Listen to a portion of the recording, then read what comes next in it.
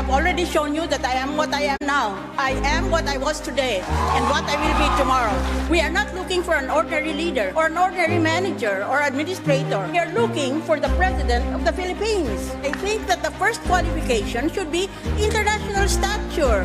That would be of great help to Philippine foreign and domestic policy. But more importantly, I repeat, there are 3 qualifications to become president.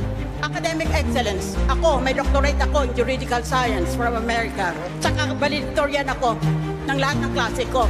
Hindi naman pwede na yung naupo sa likod, yun ang magiging presidente ng Pilipinas. Pangalawa, professional excellence. Binigyan ako ng prestigious Magsaysay Award for Government Service. Quote, for bold and moral leadership in cleaning up a corrupt government agency. Meron ba silang ganon? Third, moral excellence, which is the most important. Unfortunately, there is no